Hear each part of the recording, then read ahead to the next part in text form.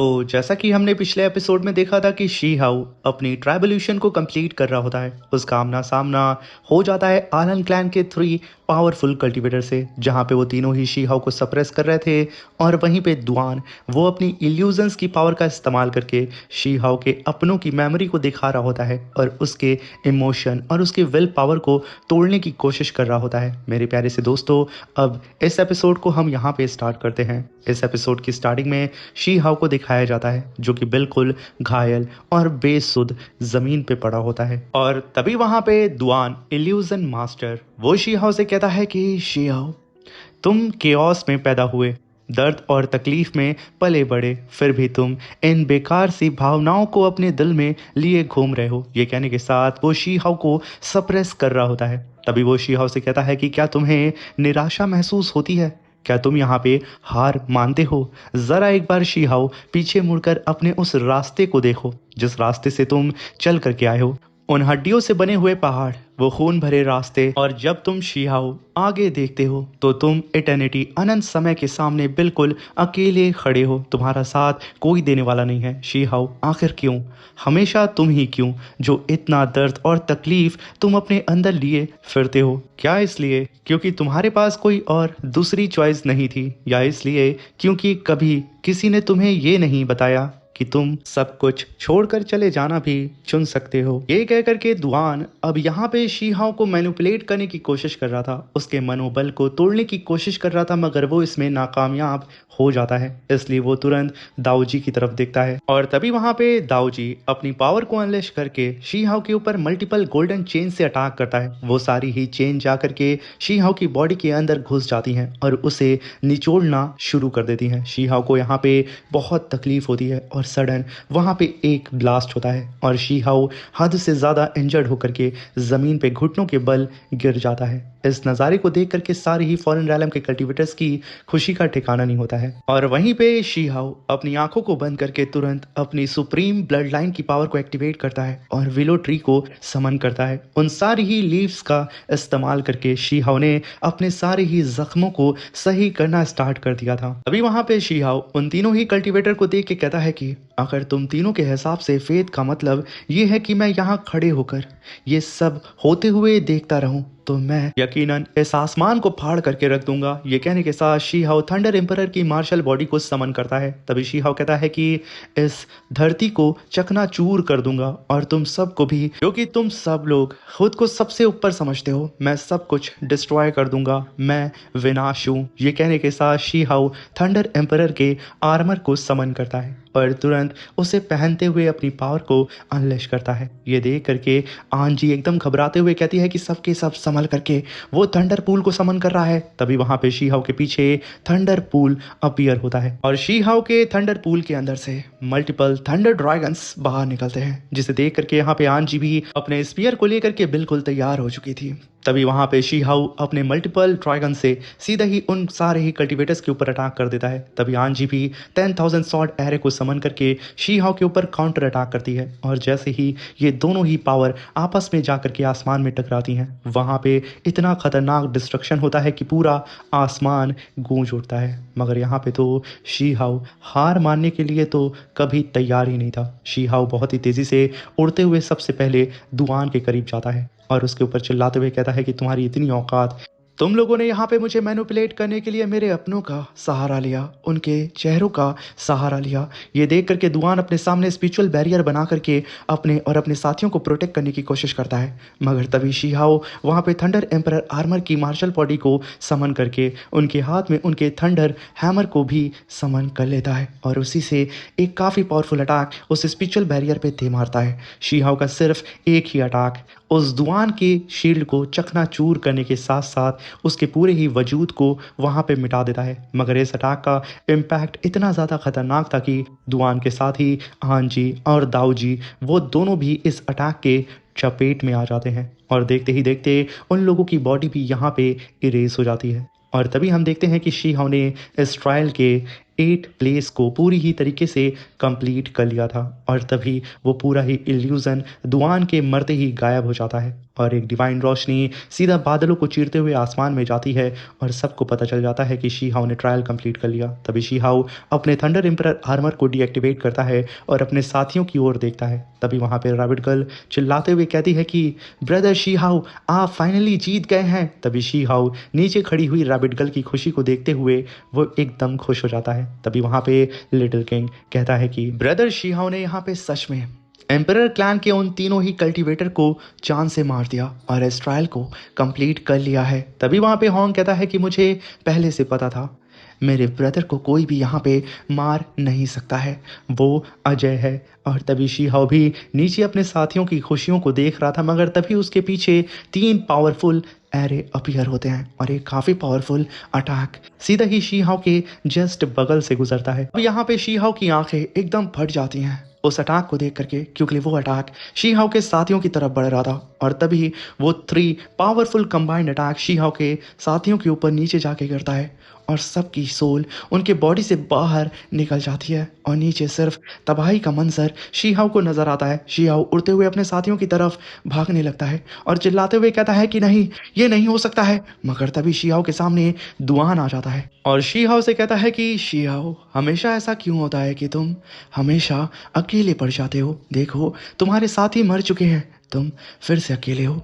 तभी वहां पे दुआन ने शी हाउ को फिर से एक और इल्यूजन में डाल दिया था और तभी वहां पे शी हाउ एंटर करता है trial number 9 heavenly demon snow world के अंदर, जहाँ पे चारों ही तरफ बर्फ होती है और शी हाउ खून से सने पैरों के साथ आगे बढ़ रहा होता है और शी हाउ यहाँ पे इमॉर्टल स्क्रिप्चर आर्मर को भी पहना होता है। ये शी हाउ का फ्यूचर वर्जन होता है। तभी वहाँ पे दाऊ जी कहता है कि तुम शी हाउ अनगिनत वर्ल्ड की हड्डियों के ऊपर चलोगे। तभी आन जी कहती है कि तुम शी हाउ अनंत काल के ऊपर अकेले खड़े रहोगे, तुम्हारी डेस्टिनी है कि तुम हमेशा अकेले चलो। अभी वहां पे फ्यूचर का शी हाउ कहता है कि आखिर में शुरुआत से लेकर अब तक मैं हमेशा अकेले ही रहा हूँ। तभी she how passing into nothing stone forest realm के पास आ जाता है। शी हाउ की आंखों के सामने एक गहरी खाई होती है। खाई के उस पार शी हाउ के सामने प्रेजेंट का शी हाउ होता है, जो कि शी हाउ से कहता है कि शी हाउ, तुम अकेले नहीं हो, तुम और मजबूत बनोगे, इतने मजबूत कि तुम उन सब की रक्षा कर सको जिन्हें तुम प्रोटेक्ट करना चाहते हो। और तभी वहां पे फ्यूचर के शी हाउ को अपने पास्ट की मेमोरी याद आने लगती है। उसकी विल पावर जो टूट चुकी थी वो फिर से सही होने लगती है। उसकी आंखों के सामने परत दर परत हर एक चीजें बखूबी दिखने लगती हैं और देखते ही देखते फ्यूचर के शी हाउ की विल पावर वापस आने लगती है। तभी प्रेजेंट का शी हाउ अपना हाथ बढ़ाते हुए फ्यूचर के शी हाउ से कहता है कि मेरा हाथ थामो, आगे आओ। मगर तभी यहाँ पे शी हाउ की आंखों के सामने हर एक चीज़ें बदल जाती हैं और वो खुद यानी कि प्रेजेंट का शी हाउ इस समय खड़ा होता है गॉडेस लियो की बॉडी के सामने, जो कि चारों ही तरफ से अंधकार की एनर्जी से घिरी होती हैं। तभी वहां पे शी हाउ के बगल में फ्यूचर का she how thunder emperor armour को पहन के उसके बगल में आके खड़ा हो जाता है और शी हाउ से कहता है कि शी हाउ, तुमने अपने दोस्तों और अपने भाइयों को बचाने के खातिर अपनी जिंदगी को कुर्बान कर दिया, तुमने सब कुछ तबाह कर दिया, लेकिन Dao of the heaven and earth अधूरा है, इसलिए वो लोग इमॉर्टलिटी यानी कि अमरता तक नहीं पहुंच सकते। आखिर में सिर्फ तुम ही बचे रहोगे हमेशा के लिए अकेले अंधकार में।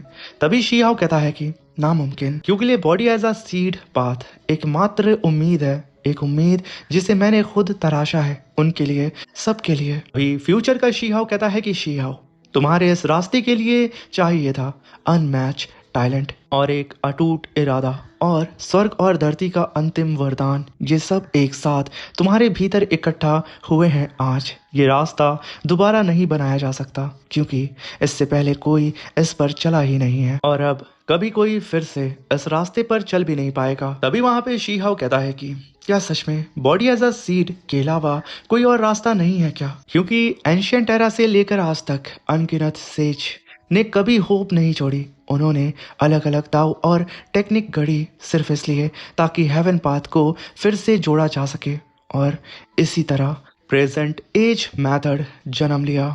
लेकिन बॉडी एज अ सीड का मतलब है ओरिजिनल दाव ऑफ हेवन को छोड़ देना और अपने अंदर ही एक नया रास्ता तलाशना। और जिस तरीके से 1 से 2, 2 से 3 और 3 से पूरा ब्रह्मांड होता है, उसी तरीके से मैं अपना भी रास्ता ढूंढ निकालूंगा और अपनों को एक नया मार्ग दिखाऊंगा, एक नया दाव।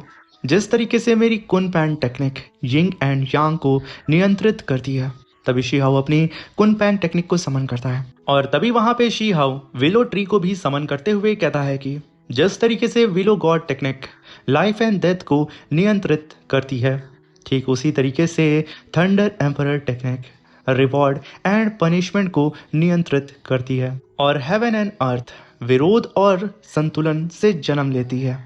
हर चीज नेचुरल ऑर्डर का पालन करते हैं। रास्ते अलग अलग हैं लेकिन डेस्टिनेशन एक ही है, वो सिंगल रैलम जो सभी 9 हेवनली रैलम्स को एक कर देता है। वो भी अलग नहीं है, वो सभी 9 डायरेक्शन को भी मिलाकर सब कुछ अपने अंदर समेट लेता है। शायद यही शुरुआत से तय था। एंशियंट आर्ट और प्रेजेंट आर्ट अब दोनों ही ये मेरे अंडर कंट्रोल में है, लेकिन फिर भी ये काफ़ी नहीं है। सिर्फ टैलेंट और टेक्निक काफ़ी नहीं है। ये कहने के साथ शीहाओ वहाँ पे अपनी तीनों ही पावरफुल टेक्निक को आपस में फ्यूज करना स्टार्ट कर देता है। तभी प्रेजेंट का शीहाओ फ्यूचर के शीहाओ की तरफ अपना हाथ बढ़ाता है और कहता है कि तुम ही मेरे सबसे बड़े डर भी हो और वही वजह भी जिसके कारण मैं आगे बढ़ता रहा हूँ। इसलिए आज हम दोनों ही आपस में फ्यूज हो जाते हैं, एक नए दाव को बनाते हैं, एक ऐसा दाव जो कि प्रेजेंट फ्यूचर से मिलके बना हो। तभी देखते ही देखते शीहाओ की फ्यूचर बॉडी उससे फ्यूज होने लगती है और तभी शीहाओ के ऊपर एक डिवाइन रोशनी बहुत ही तेजी से गिरती है। शीहाओ का लुक यहाँ पे पूरी ही तरीके से धीरे धीरे करके चेंज होता है। उसके पास जितने भी डिवाइन बीस्ट थे वो सब के सब यहाँ पे ट्रांसफॉर्म होने लगते हैं। तभी वहाँ पे शीहाओ के हम नए लुक को देखते हैं। अब यहाँ पे शीहाओ ने thunder emperor technique, immortal scripture technique और साथ में बॉडी एज अ सीड अपनी इस दाव की टेक्निक, इन सभी ही टेक्निक को शीहाओ ने फ्यूज करके अपने ऊपर एक नए आर्मर को बना लिया था। अब शीहाओ के आर्मर के ऊपर हमें ये तीनों ही टेक्निक की पावर साफ साफ नजर आ रही थी। शीहाओ ने यहाँ पे अब अपना एक अलग सा दाव रैलम बना लिया था। तभी वहां पे शीहाओ अपनी पावर को अनलिश करता है और जिस ट्रायल को शीहाओ फेस कर रहा था, वो पूरा ही ट्रायल सिर्फ शीहाओ के ऑरा की वजह से तबाह हो जाता है। आसमान से इनलाइटमेंट जमीन पे मौजूद सारे ही कल्टीवेटर्स के ऊपर गिर रही होती है। तभी वहां पे ब्रदर कोई जुआन कहते हैं कि ये देखो, शुभ संकेत स्वर्ग से उतर रहे हैं। ग्रेट ताओ गूंज रहा है, खुद हेवन एंड अर्थ भी जश्न मना रहा है क्योंकि शीहाओ ने एक बिल्कुल नए पाथ को बना दिया है। अब यहाँ पे शीहाओ अपने इस दाऊर आलम की पावर का इस्तेमाल करके बहुत ही आराम से मॉडलिटी को अचीव कर सकता था। तभी वहाँ पे जिन जोंग शीहाओ को देख करके कहता है कि ये मिस वांगजी का फियांसे है। और तभी जिन जोंग शीहाओ को देख के कहता है कि शीहाओ ने अपना खुद का दाव बना लिया है और स्पिरिचुअल ग्राउंड भी एक्टिवेट हो गई है। तभी आसमान से एक डिवाइन रोशनी सीधे ही ज़मीन पे गिरती है और ज़मीन पे स्पिरिचुअल ग्राउंड धीरे धीरे करके बनने लगता है। शीहाओ भी धीरे धीरे करके अब नीचे आने लगता है। अब ये देख करके सभी लोगों की खुशी का ठिकाना नहीं होता है। सब के सब आसमान में शीहाओ को देख रहे होते हैं, मगर तभी रैबिट गर्ल चिल्लाते हुए कहती है कि ज़रा सब के सब आसमान में देखो, आखिर वो क्या चीज़ अचानक से अपीयर हो रही है। तभी आसमान से डिवाइन इमॉर्टल प्लेटफॉर्म अपीयर हो रहा होता है, जिसे देख करके सब एकदम दंग हो जाते हैं कि आखिर अब यहाँ पे हेवन दाओ क्या करने वाला है। तभी हेवन दाओ यहाँ पे शीहाओ को जंजीरों से कैद कर लेता है, क्योंकि शीहाओ ने यहाँ पे हेवन दाओ के रूल को तोड़ा था और अपने खुद के नए दाव को बना लिया था। तभी हम देखते हैं कि शीहाओ उन जंजीरों से कैद हो चुका था और पनिशमेंट के लिए बिल्कुल तैयार था। मगर तभी नीचे मौजूद किसी को भी कुछ समझ नहीं आ रहा होता है कि आखिर यहाँ पे क्या हो रहा है। तभी एल्डर वांगी हंसते हुए कहता है कि हमारे सामने इमॉर्टल पनिशमेंट प्लेटफॉर्म अपीयर हो चुका है, जो कि असल में स्वर्ग का अल्टीमेट पनिशमेंट प्लेटफॉर्म है। ये उन सभी को नष्ट करने के लिए है जो हेवेंस को चुनौती देते हैं। शीहाओ ने अपना खुद का दाव बनाया है, इसलिए ये ट्राइबल्यूशन तो होना ही था और हमारे लिए एक परफेक्ट अपॉर्चुनिटी है। ये कहने के साथ वो टेलीपैथी के थ्रू जिनसान से कहता है कि शी हाउ को मारने की। तभी जिनसान कहता है कि आखिर तुम क्या सोच रहे हो। तभी एल्डर वोंग ही कहता है कि ब्रदर जिनसान, ये हमारे वोंग क्लैन का सीक्रेट ट्रेजर है। ये कहने के साथ वो वहाँ पे थंडर स्पिरिट ड्रैगन को समन करता है और कहता है कि ये फॉर्मलेस एंड इनविजिबल टेक्निक है और ये सीधा ही सोल के ऊपर अटैक करती है। और जब शी हाउ का सर इस पनिशमेंट की वजह से कट जाएगा, रह जाएगी तो सिर्फ उसकी जिंदा बॉडी और उसकी सोल विनाश के अंगार पर होगी। तभी मैं थंडर स्पिरिट ड्रैगन को भेजूंगा ताकि वो शी हाउ के शरीर पर कब्जा कर ले। तभी हम देखते हैं कि एल्डर वोंग ही ने अपने थंडर स्पिरिट ड्रैगन को शी हाउ की तरफ फेंक दिया था और ऊपर से शी हाउ के ऊपर पनिशमेंट भी गिरने वाली थी और उसकी गर्दन कटने वाली थी। तभी हम देखते हैं कि वो ड्रैगन्स शी हाउ की बॉडी के अंदर घुस जाते हैं और आसमान से शी हाउ के ऊपर हेवनली दाव ने भी अटैक कर दिया था। तभी एक धमाका होता है, चारों ही तरफ अंधेरा छा जाता है। तभी वहाँ पे एल्डर वोंग ही कहता है कि बहुत खूब, अब शी हाउ का ये शरीर जो पूरे इतिहास में सबसे महान बॉडी है और शी हाउ के पास किंग दाओ की शक्ति भी है और आज से और अभी से शी हाउ वोंग क्लैन का एक पपेट बन जाएगा। और तभी वहाँ पे एल्डर वोंग ही चिल्लाते हुए कहता है कि मैंने कर दिखाया। ये कहने के साथ वो हंसने लगता है और कहता है कि शी हाउ अब हमारे वोंग फैमिली का सबसे शक्तिशाली वेपन और गुलाम बन चुका है और इसे अब कोई भी मुझसे छीन नहीं सकता है। यहाँ पे एल्डर वोंग ई की बात शी हाउ के सारे ही साथी सुन लेते हैं। तभी वो सब अपनी पावर को अनलेश करके चिल्लाते हुए कहते हैं कि तुम वोंग फैमिली के कुत्ते, तुम लोग यहाँ पे सिर्फ मरना डिजर्व करते हो। वो सब के सब अब यहाँ पे वोंग ई के ऊपर अटैक करने के लिए बढ़ रहे होते हैं, मगर तभी एल्डर वोंग ही अपने पास से शी हाउ की सोल को बाहर निकालते हुए कहता है कि खबरदार, एक भी कदम आगे बढ़ाया तो मैं शी हाउ की सोल को यहीं पे नष्ट कर दूंगा। ये देख करके शी हाउ के सारे ही साथी अपनी पावर को डीएक्टिवेट करके ना चाहते हुए भी वहां खड़े हो जाते हैं। तभी एल्डर वोंग ही कहता है कि सबसे पहले मैं शी हाउ को कंट्रोल करूंगा, उसके बाद मैं तुम सबको जान से मार करके तुम लोगों की बॉडी पे भी कंट्रोल करूंगा। ये कहने के साथ वो आसमान में घायल पड़े हुए शी हाउ को देखता है और आवाज लगाता है, शी हाउ मेरे पास आओ।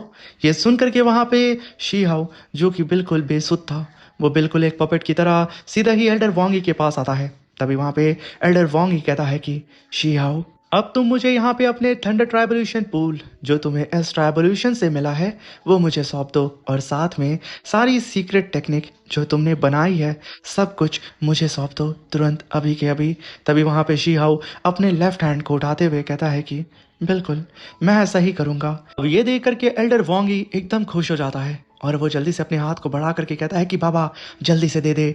तभी वहाँ पे शी हाउ अपनी पावर को अनलेश करके कहता है कि बिल्कुल ले मेरी सारी ही टेक्निक। शी हाउ घसीट करके काफी पावरफुल पंच सीधा ही एल्डर वोंग ई के फेस पे दे मारता है। जैसे ही शी हाउ का पंच एल्डर वोंग ई के फेस पे हिट करता है वो छटकते हुए पीछे जाता है। शी हाउ उसके सर को जाके पकड़ता है और जमीन पे रगड़ते हुए सीधा ही आसमान में ले जाके उछाल देता है। तभी शी हाउ उसे बेदर्दी से मारते हुए कहता है कि कुछ लोग मेरी डेस्टिनी के लालची थे, कुछ लोग मेरे टैलेंट से जलते थे, लेकिन तुम बेवकूफ़, तुम सबसे आगे निकले। तुम्हें तो मेरी बॉडी ही चाहिए थी ना, तो ये लो। शी हाउ घसीट के एक किक आसमान में मार करके सीधा ही उस एल्डर वोंग ही को ज़मीन पे धंसा देता है। तभी शी हाउ की गोल्डन बटरफ्लाई उसके अंदर मौजूद थंडर ड्रैगन स्पिरिट को बाहर निकाल करके उसे पूरी ही तरीके से रिफाइन करके एब्जॉर्ब कर लेती है। तभी शी हाउ वहाँ से जाने लगता है। नीचे खड़ा हुआ होंग चिल्लाते हुए कहता है कि ब्रदर शी हाउ, अरे रुक तो जाओ, आखिर तुम अब यहाँ से कहाँ जा रहे हो, ट्राइबोल्यूशन तो ख़त्म हो चुकी है ना। तभी वहाँ पे शी हाउ आसमान में जाते हुए रुकता और कहता है कि विरोध और संतुलन, यिंग एंड यांग का संतुलन, अगर स्वर्ग के नीचे हर चीज़ इसी एक प्रिंसिपल का पालन करती है तो तुम्हें किसने बताया कि ये सिर्फ 9 हेवन ट्राइबोल्यूशन थी। अब अगला दौर शुरू होता है। शी हाउ आगे बढ़ते हुए सीधा ही अब आसमान की ओर जा रहा होता है जहाँ पे असल में 9 हेवन आपस में फ्यूज होते हैं। उस सीक्रेट रैलम की ओर शी हाउ जा रहा था जो कि असल में अर्थ शेकिंग गार्डियन गेट फीस्ट थी हेवनली लीग की। तभी वहाँ पे रैबिट गर्ल चिल्लाते हुए कहती है कि वो आसमान में देखो, क्या वो असल में 9 हेवन के ऊपर भी एक और रैलम है। ये कहने के साथ सभी लोग आसमान में देखते हैं और तभी हम वहाँ पे 10 हेवन रैलम को देखते हैं, जो कि अब तक पूरे ही 9 हेवन से छुपा हुआ था, जहाँ पे चारों ही तरफ डिवाइन थंडर ड्रैगन्स मौजूद होते हैं। चारों ही तरफ डिवाइन पावर फ्लोट कर रही होती है। और इसी के साथ ये एपिसोड भी खत्म होता है। दोस्तों, अगर वीडियो अच्छी लगी हो तो चैनल को लाइक शेयर सब्सक्राइब करके हमें सपोर्ट करें और अपने दोस्तों के साथ इस वीडियो को ज़रूर शेयर करें। डिटेल में एक्सप्लेनेशन आपको कैसी लगी और ऐसी और एक्सप्लेनेशन देखने के लिए चैनल के साथ जुड़े रहें। Thank you for watching.